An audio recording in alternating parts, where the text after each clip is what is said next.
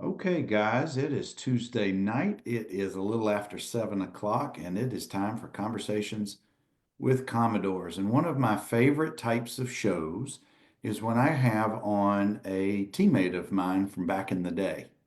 And coming out of Southern California, a versatile athlete, an all-around great guy, awesome teammate. We got number 46 in the house. We got Tim Walker. Tim, thank you, bud. And so good to see you. I'm glad we've reconnected over the last couple of weeks. Thanks for having me, Bernard. It's great to be here. Well, we have different guys on here and women from all different years and generations. And what we don't have are a lot of guys or a lot of people on here from Southern California. Of course, we've had Louis Woolridge, one of our teammates, has been on. Sure. Doug Nettles, who now lives in the San Diego area. Doug played in the early 70s. And there may have been sprinkling. Oh, can't forget Wesley Tate, who now lives in San Diego. But there, and I know there's a sprinkling of others. But if there's anybody in my eyes and my memory from back in the day who fits that SoCal vibe, Mr. Walker, it is definitely you. So that's where I want to start. All right. All right. How does a kid who comes out of the California surf and sun make his way 2,000 miles east to a then little southern country music town, and it's a private institution? How do you make your way across the country and end up in the black and gold? Gosh, that's a good question. I probably should start with kind of my family. Mhm. So I have a lot of family. Well, all my family was from the South in Texas, Mhm. and my grandfather, who I was very close with, grew up in New Orleans, Mhm. and we watched SEC football growing up. And even though, it was the heart of the Pac-10 back then, and Mhm. USC was the big ticket, and living in Southern California, everyone loved USC.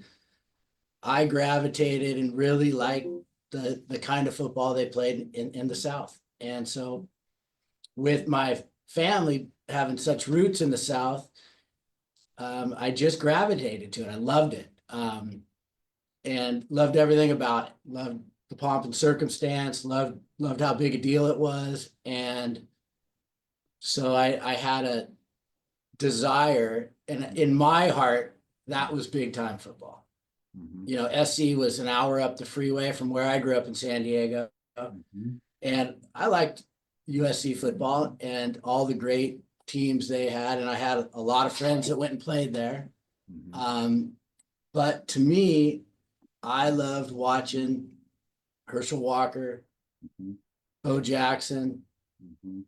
It's not really, it depends who you talk to, but Oklahoma's not the South. But I love their football, and Jamel Holloway Mhm. at Oklahoma, and so when Vanderbilt came calling, it was intriguing, very intriguing. It was the only it was the only school in the SEC that would talk to me, Mhm. but it was very intriguing. So. Wow, I had no idea that you had family in New Orleans and in Texas. Um, had you ever visited in Tennessee or in Nashville before you took a recruiting visit? No, my first time in the state of Tennessee was my recruiting trip. And did you bring family or was it just you on that No, trip? it was just me.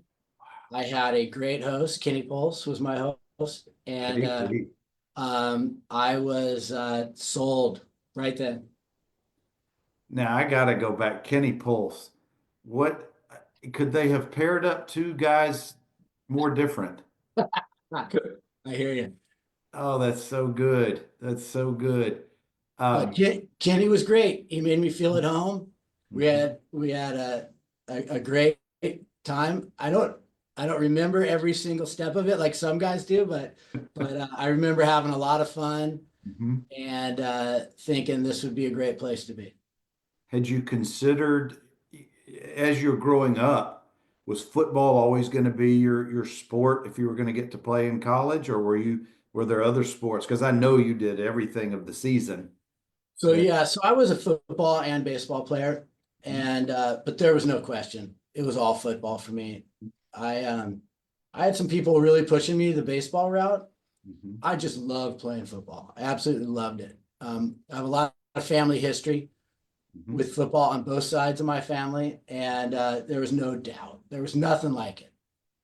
Was this an internal pressure, or did you feel it from the other generations? No pressure. I just grew up around Mhm. um, my on my dad's side. My grandfather coached with Bear Bryant when he was at Kentucky, Mhm. and my uncles on that side were all football players. My dad was a quarterback. That grandfather is in the Southern California High School Football Hall of Fame as a coach, Mhm. and it was just part of our family. Then on Mhm. my mom's side, she had brothers who were all great football players, Mhm. and I grew up going to their games, and some of them went on and played in college, Mhm.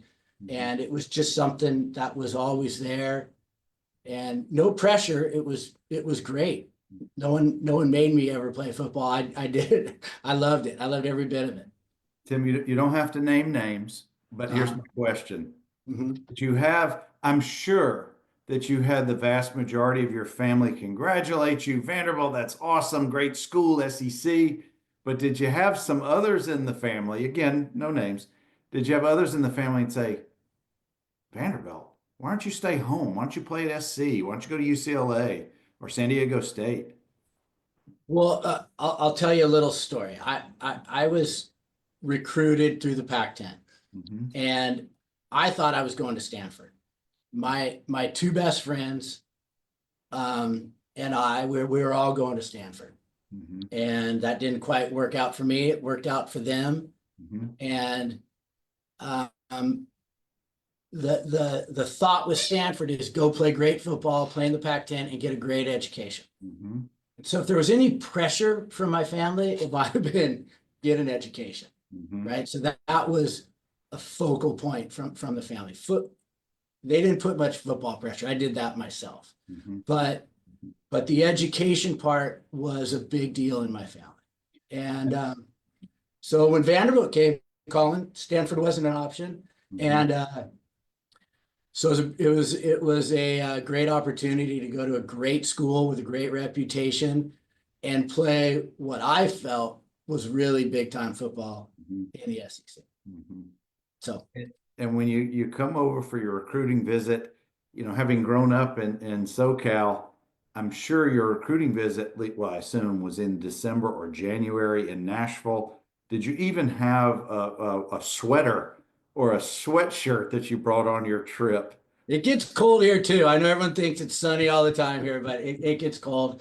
Yeah, I probably showed up like everyone else did in their Letterman's jacket, and I Please tell wish I me, could. Yeah, please tell me you paired the Letterman jacket with flip-flops. I probably did. I don't remember, but it could be possible. That's so good. And you get to campus in that summer, having already signed, and we're so old, we predate internet, we predate cell phone, social media. Had you any information, I guess, mailed maybe by the athletics department about all the other guys who were signed in your class? That's how I learned. I got a packet in the mail right before I moved to campus with everybody's little bios. So great question. So I had this burning desire to try to play fast. I wanted to play right away. And I don't know if I told myself this or Watson made me feel this way or what, but I felt that I had a shot to play right away. Mhm. Um, and I don't remember having a lot of information about who else was coming. Mhm. Um, but then when I showed up and in the running back room, Mhm. you know the guys that were in that room. You know Carlos Thomas, Corey Harris, Mhm. Derek Payne, Anthony Carter. You know I'm going to forget a lot of names, so bear with me, guys. I don't mean to leave anyone out. Mhm. Brad Gaines, Sean Guerin. You know there were some great football players in there. I Mhm. you know I did not expect that. I was coming in thinking that or not knowing who else would be there. Mm-hmm. Was that when you take stock of who's in the room and then you're out on the field and comparing notes mentally of what's going on around you with the other guys? Was that one of your welcome to the SEC moments? Was that like eye-opening for you? So I don't know if it happened then, but it definitely happened when we put the pads on first time. Mm-hmm. Um, I grew up in North County, San Diego, Mm-hmm. which has a great football tradition. Mm-hmm. I played my high school coach was a guy by the name of Dick Haynes. His father was a guy. I mean, sorry, Rick Haynes was my coach. Dick Haynes was his father, Mm-hmm. who coached at Vista High School. Mm-hmm. And Sal Nessie was his quarterback, Mm-hmm. who played for Colorado. uh, Coach Nardo at Colorado, Yeah. and Yeah. he was I think it was a year, maybe 2 years ahead of me, and one of the great college quarterbacks. Was he the fella who had the relationship with McCartney's daughter and all of that Yes, mess? Okay. yes, but talk about he's still to this day one of the Mm-hmm. greatest football players I've seen play. Mm-hmm.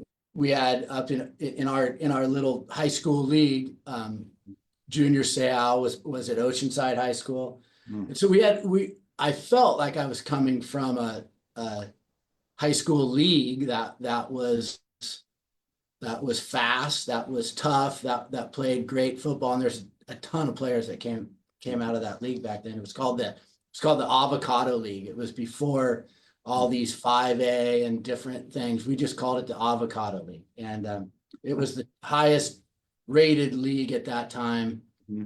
in California. And so I was shocked at the first time Mm-hmm. when as a freshman you come in, you're working out with the freshman crew, and we are all used to that speed. Mm-hmm. And then the upperclassmen come in and they turn they put the pedal down, and it was impressive how much faster the game was Mm-hmm. that those first couple months for sure.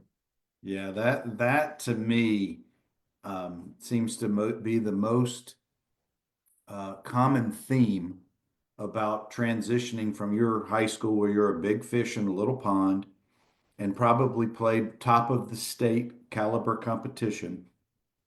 But regardless of which school you're in or which program you're in the SEC, the one thing, strength is strength. We get that. That's going to be in every program. But SEC speed just hits differently. And it's hard to teach speed. I mean, I know there are techniques, but it's that raw, and you had it too. You may still have it for all we know. We hadn't seen you run in a while, but it is that speed, the getting adjusted to the speed. I think until you can slow your heart rate down, until you're no longer having to think through all your progressions, whether you're a quarterback, a receiver, a running back, if you can just let it slow down and come to you instead of pressing, that's what seems to be the theme. That's how the game became a little easier, a little better for the individuals on the shows. Now your position, you're in the backfield. It is to me, besides center and quarterback, maybe in that order, the running back position has to know everything else as well. So how sophisticated was your high school program versus Watson Brown's attack when you got to Nashville? So that's interesting. It was a completely different level. We had a great quarterback at my high school that you'll know. John Lynch was my quarterback, who played with Shelton at Tampa Bay. Right. And John and I are still to this day real close friends. We ran the I formation in high school. We had a big fire plug fullback who was great at plugging up that hole. And John and I ran the option. So he either handed it to me or pitched it to me. And he typically didn't give it to me until the first quarter was done because he liked to beat up on the defensive ends for the whole first quarter.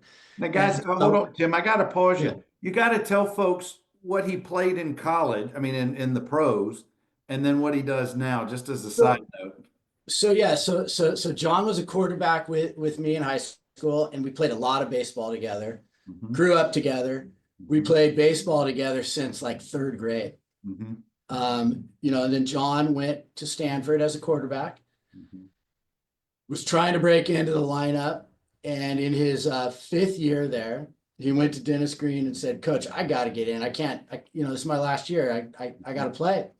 And they switched him over to free safety, and he was all Pac-10. He actually got drafted by Florida Marlins to be a pitcher, went to camp, and the Bucks drafted him. And the rest is history. John, I think he was in 8 or 9 Pro Bowls, Yeah. played 16 years in the league. Mhm. And just recently, we all went when he got inducted into the Hall of Fame. And it's quite an event. Awesome. Quite an event. And a great friend. He's still a down-to-earth guy. And it was the two of us. And then we had a friend, Tyler Batson, who was a defensive end. Those two guys went off to Stanford. I went to the SEC. The plan originally was we're all going to Stanford.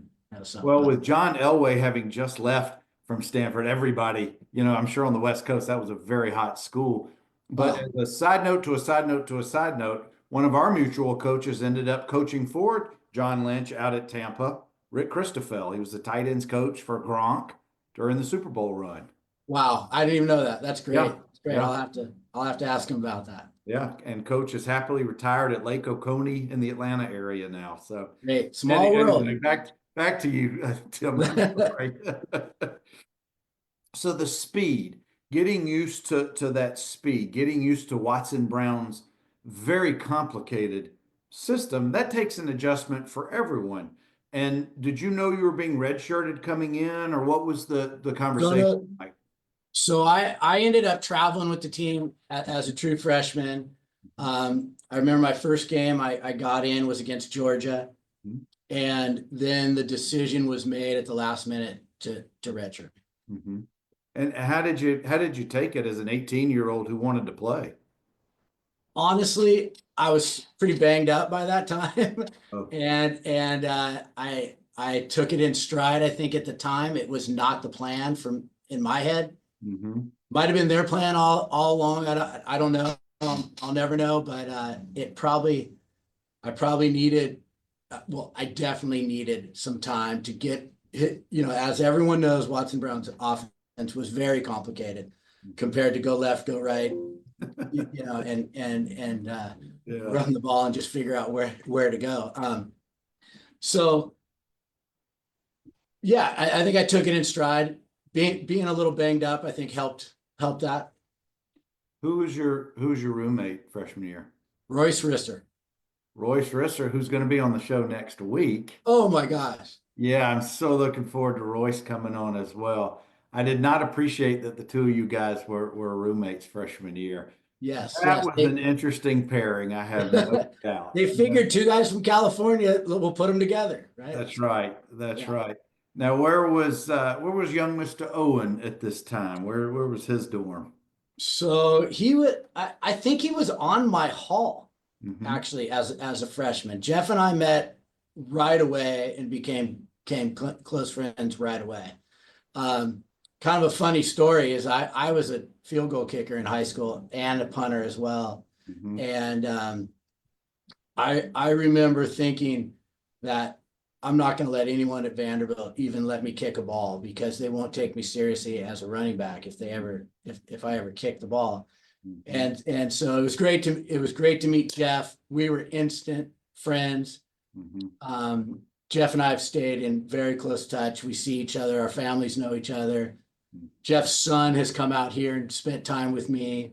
Hmm. His oldest son, Montgomery, and in fact, I'm gonna be in Colorado at Jeff's daughter's wedding this summer. So I bet Durango that time of the year is just phenomenal. Just yeah, phenomenal. looking forward to it. My last two seasons were 88 and 89, the seasons of 88 and 89.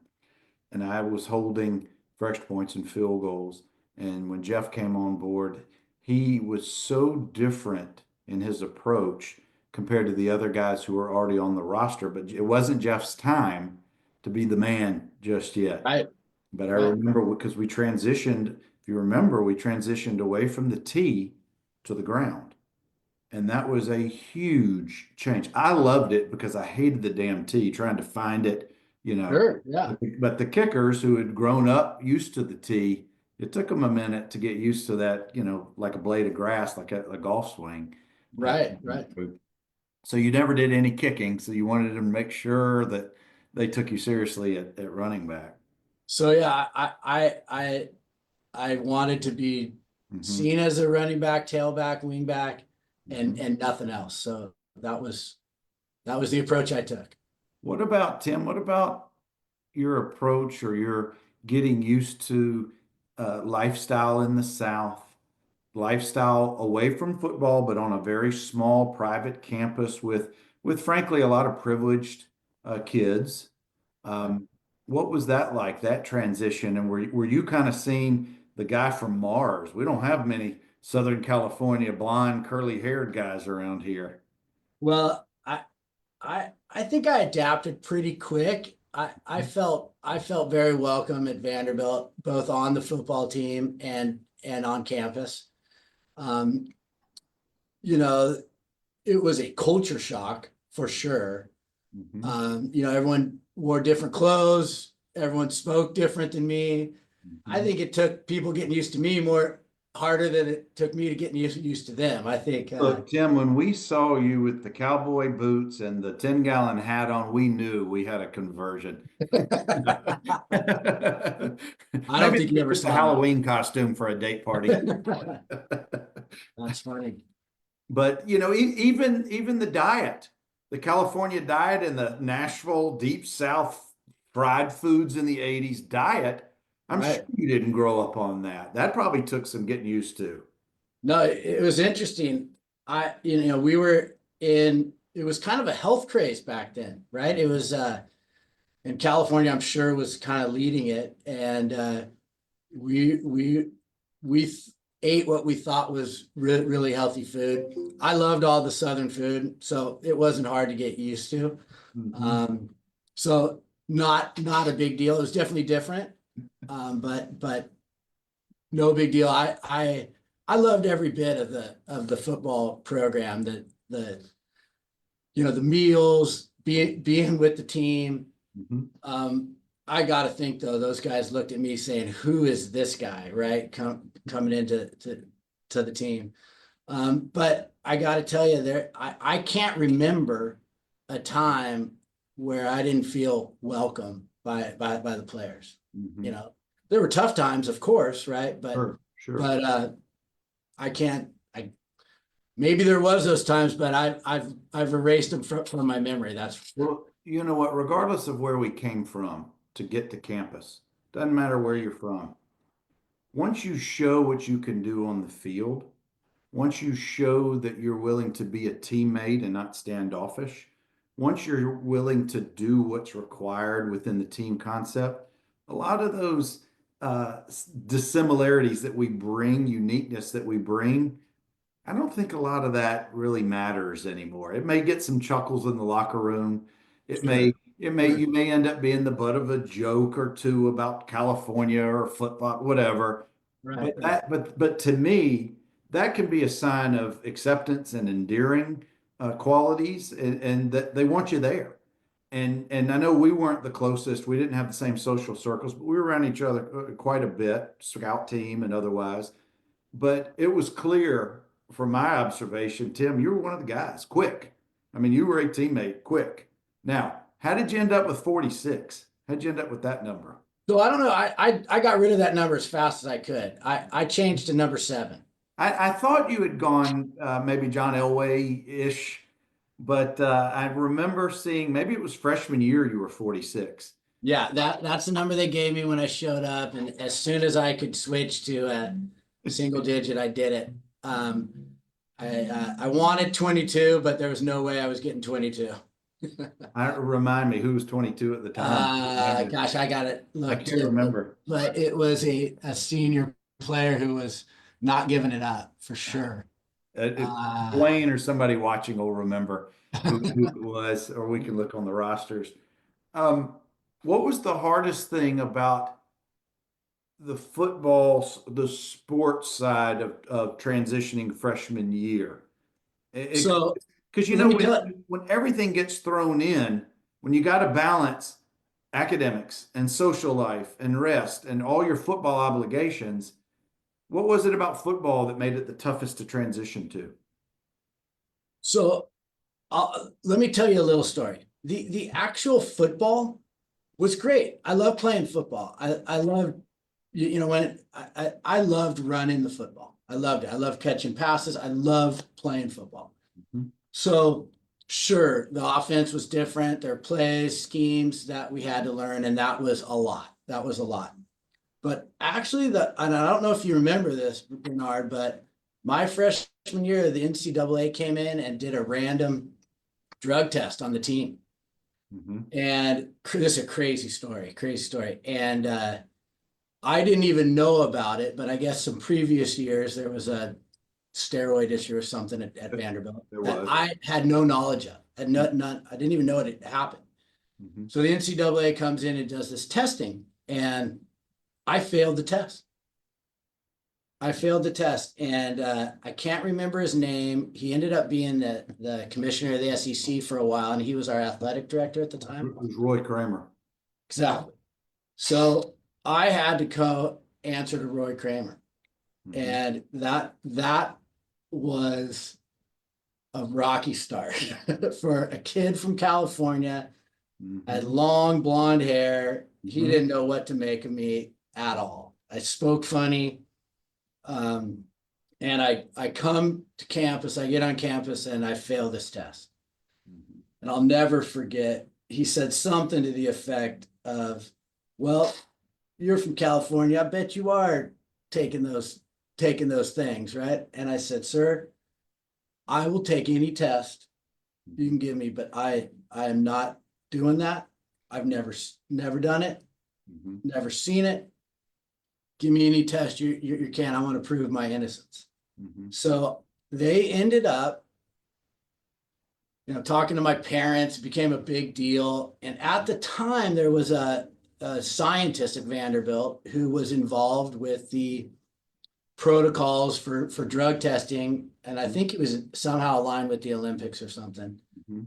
And I don't know how it happened, but they came up with this program. They said, all right, we're going to put you on a 30-day test Mhm. where your first thing you do when you wake up in the morning, we want you here in the training room, Mhm. and we're going to watch you take a test for 30 days straight. And I went down there and did it every day, didn't miss one, and proved that I wasn't. And the scientist guy said, you know what, this changes everything. We're going to have to relook at how we're doing this. And my look, I don't have the best memories, right? And it was what 30 years ago now. So I that's basically the story. And so I got through that, but that was a rocky start for a young guy coming to a new town, being accused of this thing, and I had to kind of just deal with that and then enjoy the football as I look back at it, it was kind of like, okay, I got that thing going on. I got to do that. And then I just got to go enjoy practice and learn everything I can. Mhm. Wow. So you likely influenced how at that time the Olympic drug testing was done. That's how I remember it. Yeah. Yeah. Well, you can't count on my memory very well, but that's how I remember it. Well, if there's no one else on this show tonight to refute that, so we're going with that as the gospel. Good, good. Guys, I've got Tim Walker out of the San Diego area. I know I'm jumping around on you a little bit, Tim, but what was it about? I guess what did you enjoy the most? I know you said playing football and just being part of that, and maybe that's the answer, but was there anything specific that just when you reflect back on these days, and it doesn't have to be just freshman year, Sure. just over your career, your time at Vanderbilt, was there something specific or some things that really just kind of resonate with you that give you good vibes from back then? No, there's no question. It's the people. Hmm. It's the people I met on the team and the people I met on campus. Uh, the I looked, in preparation for tonight, I've been watching a lot of your past shows, and I am just so impressed every time an old teammate, an old player gets on, and to see what they've done, while they were at Vanderbilt and past. Hmm. Um, I feel nothing. I wouldn't change a thing because of the people I met, and they all influenced. Every day I kind of think back of situations back there that I had a lot of growing up to do when I came on campus, and some of it was smooth and some of it was bumpy, but it all is positive memories, and But so it's got to you be got it's got through to it. be the people. You play your first couple of seasons for Watson, and then in 90, after the 90 season, Watson is done. And then Mhm. Coach DiNardo comes in, completely different mindset, type of coach, approach to the game, culture, locker room, everything from those who transitioned from Watson to DiNardo have all said on that. I guess I really have three little topics or questions for you, Tim. Did you go to Bell Buckle? That's the first one. Yes. And give me one or two lines of PTSD influenced memory from that experience. I don't have any horrible PTS memories of that. I One thing I think I did do a, a good job of is I showed up every year kind of ready. We Hmm. had a group of guys in San Diego that I'd go home to, and we had a very organized training. Hmm.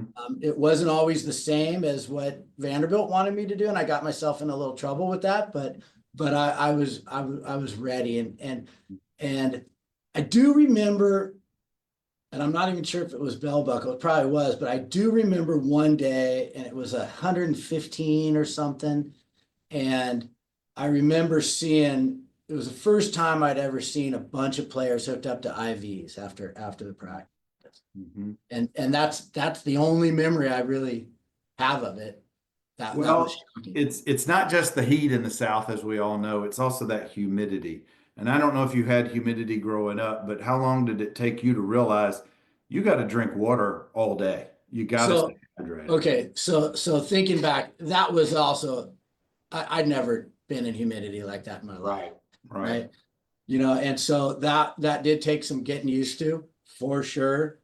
We did not have humidity like that. I very rarely had ever even I'd heard about it, but Yeah. hadn't experienced it until I got out there. So It's like, what's this heavy air? I can't breathe. yeah, yeah, It's and true. you can describe it a million times, and until you experience it's Yeah. not the same. So When we have that 12-minute mile and a half or 10-minute mile and a half testing, and you've got guys who are fabulous athletes, they're in wonderful shape, but the all-knowing, all-encompassing equalizer is humidity. And when yeah, you've got guys who are packed in ice or getting those IVs, it's right. no joke. I mean, it really is. And we were in the forefront of the sports medicine era. Not anything obviously like they have now, but back then, Norwig, they were on the forefront of it, but there was still so much that was unknown. Heck, I was being given in high school salt tablets at practice. Drink a little bit, like 2 ounces of water and salt tablets. We come a long way since then, but Yeah, I think so. I think so. Tim, talk about a little bit more about life on campus, away from football. How did you and Royce and Jeff, how did you guys blow off some steam? Did you go to the lake? Did you hang out at Jeff's family home? What kind of things did y'all do to get away Just So I enjoy did. life. I became real close with Jeff and his family. Got to know them real well. I I I've stayed in touch with Jeff's parents still to this day. Mhm. Um, we blew off steam just like everybody else did, and there was no lack of opportunity to blow off steam. Mhm. Um, so that was the great thing. The way I look back at my time at Vanderbilt, Mhm. and everyone probably feels the same way, but I feel like I got Vanderbilt at its best. Mhm. You know, the camaraderie was great. Mhm. I just felt there was always a way to blow off steam. There was never that was never lacking. Um, School was something to get used to, balancing all the Mhm. requirements of the academic side with the football side, and Mhm. um, you know, but besides from falling asleep in meetings, I think I made the transition pretty well. You said something really interesting just now. You said maybe you were at Vanderbilt and you got Vanderbilt's best. Maybe it was the other way around as well. Maybe it was you at your best. Because if you think about this, Tim, we come in typically as 18-year-olds, we leave at 22 or whatever we are. And I call it the knucklehead phase because we're all just idiots when we're coming out of high school. Some are a little more mature than others, but most of us have got a long way to go from being an 18-year-old just raw, new on campus till you're this mature senior man, at 22. But it's in between that. It's that 1,200 or 1,500 days. What are you going to do with it? And I think it's every bit as much as maybe Vanderbilt had awesome stuff to offer for you, but you also gave yourself, you got into it. You're not a wallflower. You didn't just sit in your room and no lights out 9:30, go to bed on Thursday. I'm not saying you were a party animal, but you took advantage of what was there to enjoy the experience. And I applaud that because there's way too many of us who took life too seriously at that time. If I don't study 20 hours a day, if I don't get in the film room 20 hours of the day, I get that. Single-minded focus, that works for some individuals, but it's the well-rounded individuals like yourself and maybe Mr. Owen over there who's not here today to either defend or to confirm. But if you really think about it, it was also you and your buddies taking advantage of what was there to be done. And I don't know if I'm making sense, but it's just you So, made the most of an opportunity. Bernard, I think if looking back, I tried everything I could try, and I kept trying the things that I enjoyed, and you know, there's good and bad to that. But I look back at my experience at Vanderbilt; it was incredibly well-rounded. Mhm. I I and I really have very few negative thoughts ever about my experience there, right? Um, so yeah, it's all good thoughts. It's all good thoughts. It was great. I was looking through the photos archives. I did not see any photos of you at Banditos, but there are rumors that you frequented across the street from Towers from time to time. I don't even know what that place is. I don't know what you're talking about. Okay, well, we'll move on to next topic. Um, what did you not enjoy? What did you not like about your football experience at Vanderbilt? Well, you know, I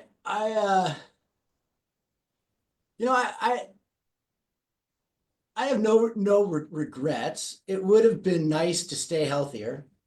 Mhm. Um, would have been great.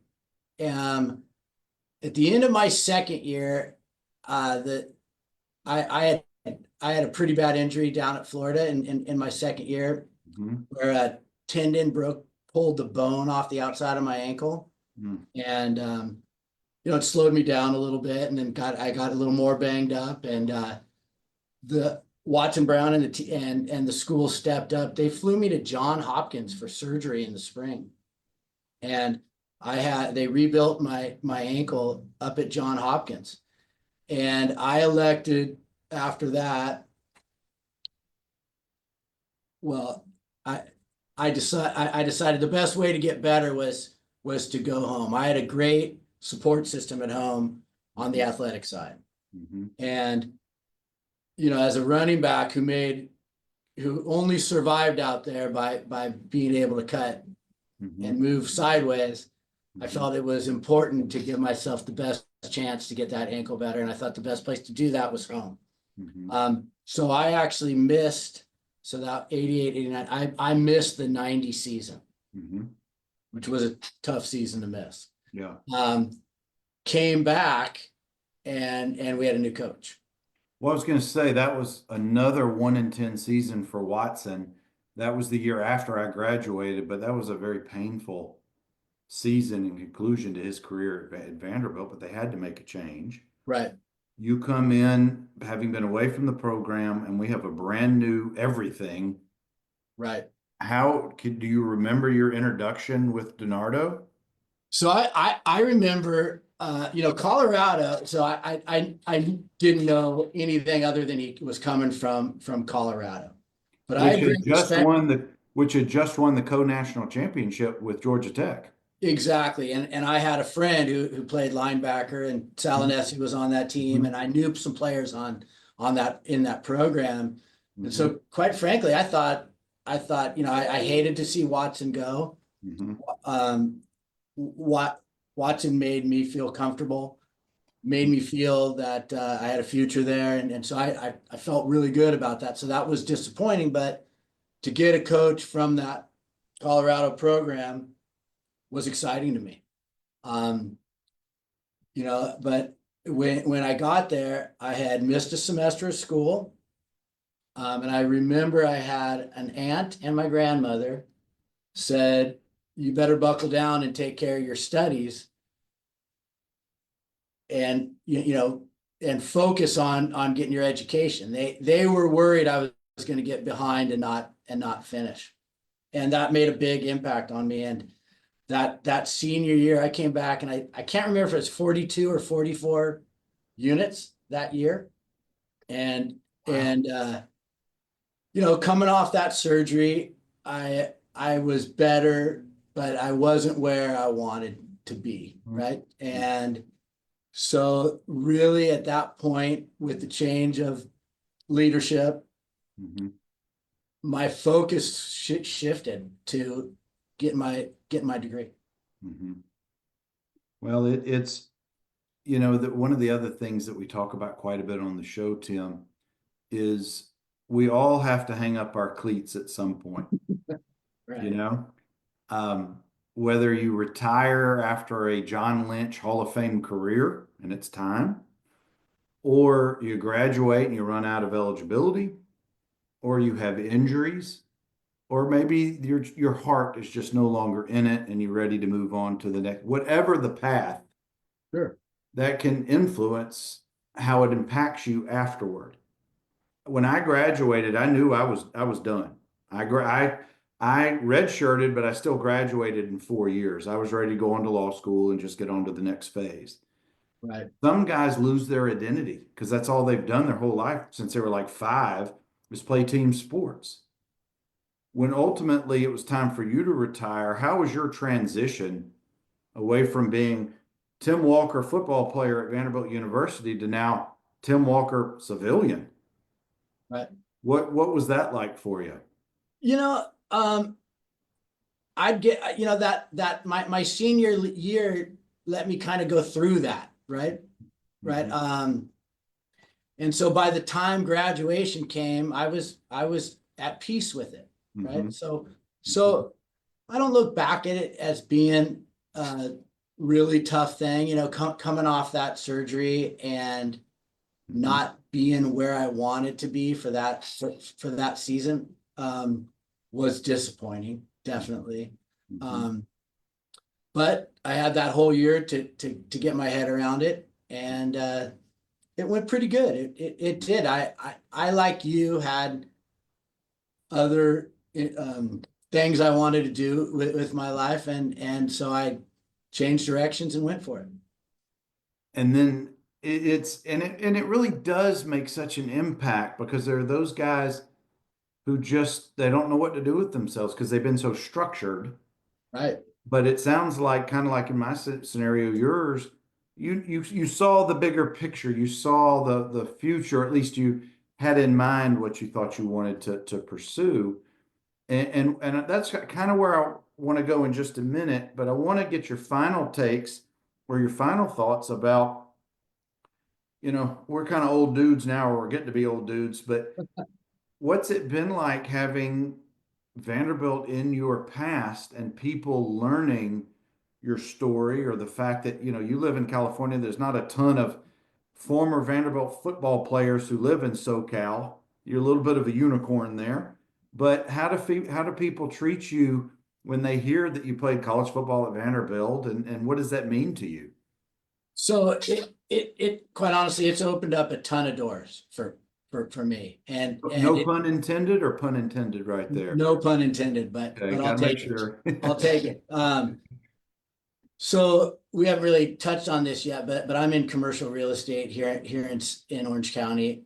I'm in my office here in Newport Beach, which is really a real estate hub.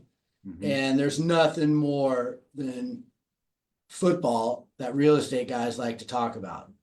So as a young guy in the business, that opened up a lot of doors. Mhm. It was a great thing to have, and it everyone wanted to hear about it. What was it like playing at all the great iconic stadiums in the SEC? Mhm. What was Vanderbilt like? And part of the reason I think I had Vanderbilt at such a great time because it was still pretty regional. There was a lot. The majority of the kids were from the South, a lot from the Northeast, very few from the West. A sprinkling of us. And throw in the fact there were only 10 SEC schools Right, and no national contract like today. right. You may not remember this. We played on Jefferson Pilot regional games of the weekend, like an 11 a.m. kick, and it was the JP game of the day or whatever it was. I don't remember that, but Oh yeah, that's yeah. good.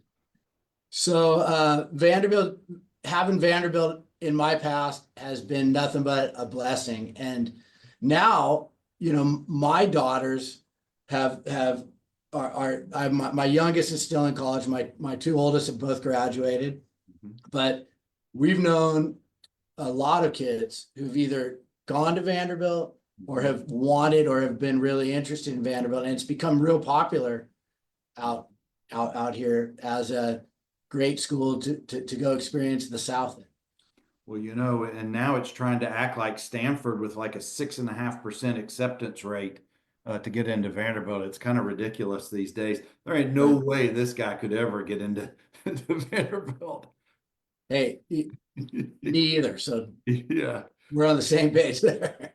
Well, while you're talking about the modern version of you, share a little bit that you want about your lovely family and life in SoCal. So after school, I made a little stop in Colorado. I was in Colorado for 3 years, and then I ended back in Southern California Mhm. working, and I was reacquainted with my now wife, who we went to high school together, and we got married in the late 90s.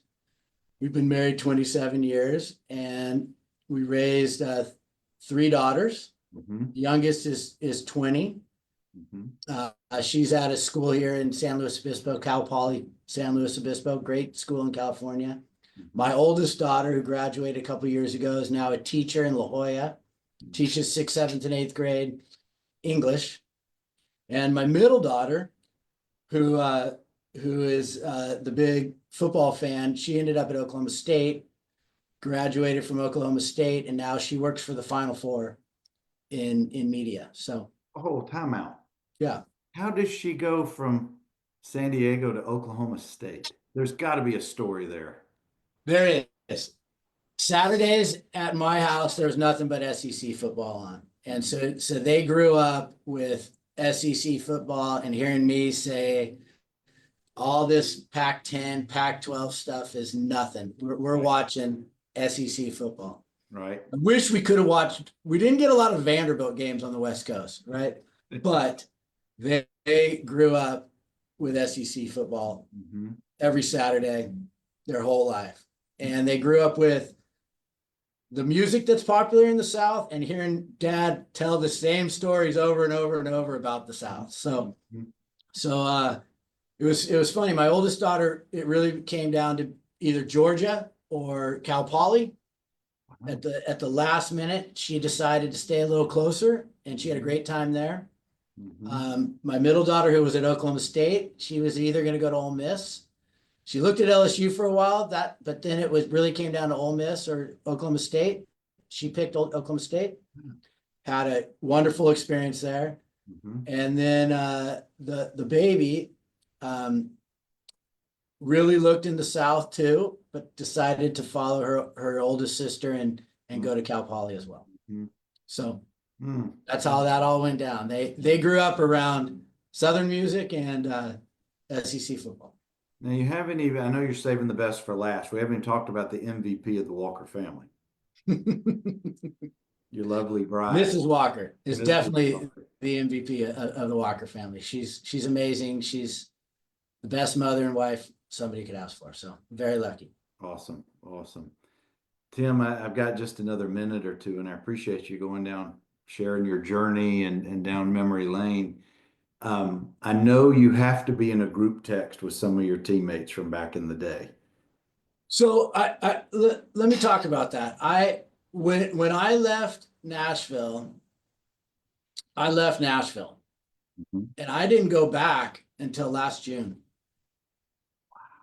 Yeah, I wasn't on purpose. I don't have any ill will. And just life. It was just life. I hate to say this, but really the only teammate that I've stayed in touch with is Jeff. If I have one regret, it would be that. You know, I have been able to see just through life the success of a lot of my teammates and hear about it. And, you know, for example, a good friend of mine from here, from Southern California's daughter was at, who ended up at Belmont, and he ran into Corey Harris. Corey said, "Hey, I know Tim," and his name happens to be Scott. And they ended up calling me on the phone, and that was great. I don't even know if Corey remember that. But Jeff keeps me up to speed with all the old teammates. So I'm not saying you want to, but if folks want to reach out to you through social media, is LinkedIn the best way? How would teammates get in touch with you? Oh gosh, man, I'm not a big social media guy at all. Or go through Jeff. I'll give you my cell phone number. Anybody can reach out to me anytime. We'll do that offline, Tim. No problem. All right, the last question for you. Do you now, through SEC Network or ESPN, do you get to watch some of the Vanderbilt games? We watched them last year or two. Yes, I hunt them down now. What excites you for this fall? Well, gosh, what an amazing season, right? You know, a lot of guys have echoed this, but it's been tough being a Vanderbilt fan, right? Yeah. I would love to see success for Vanderbilt, for the current players, for the past players, for the students. And that season last year was amazing. And for me, it was extra amazing. I was at a good friend's house watching the game, whose daughter goes to Alabama, and they were telling me how they were going to run up and down Vanderbilt, and it was great. It was a great way to see, let's say, a new era for Vanderbilt football, hopefully. I got a funny quick story to conclude to tell you about that Bama game. I was up in Santa Barbara that weekend at a conference. Okay. And of course, the TVs in the hotel are not going to get the SEC network. So I'm watching the game on my little iPhone, and some Alabama fans who were with us, most notably my brother, is sitting next to me watching it on his iPad. He's going to kill me. He's a Bama grad. All the people around here are Bama grads. Well, Tim, we get to about 5 minutes to go in the game and we get the ball back, and all we got to do is run out some first downs. And I look over to say something to him, and he's not there. We finished the game. Of course, we win the game. Epic end of the game with the goalposts and all that. I find him 3 hours later. He's had to go, he and some of the other Bama fans, they had to go decompress. And every day that I can wear something that's black and gold around these same lawyers, you better believe I did. I love it. I And my love it. brother is my business partner, so he hears it all the time. So anyway, Before we go, Bernie, I got yeah, one quick story. come on. And it's a great story. I was, gosh, this must have been 7, 8 years ago now. I'm trying to figure the time, but I was at Georgetown with my oldest daughter, who was a soccer player, and she was there for some Georgetown recruiting thing or something. Mhm. And I'm in the stands, and there's this one other dad there, and he strikes up a conversation with him, and I'm trying to shake this guy the whole time, right? And he won't leave my side.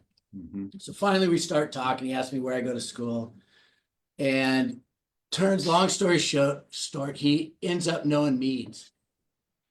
And Huh. I'm in Georgetown, and he gets Meads on the phone, right? And we're walking through the streets of Georgetown. And so that was, you know, I didn't even know if Meads would remember me, but he did. We had a great short conversation, and think of a coincidence there. This guy was a cop back in New Jersey somewhere, Yeah. Yeah. and that it was just a great Vanderbilt connection, Mhm. not even being anywhere around Vanderbilt. So I'm noticing a theme with you.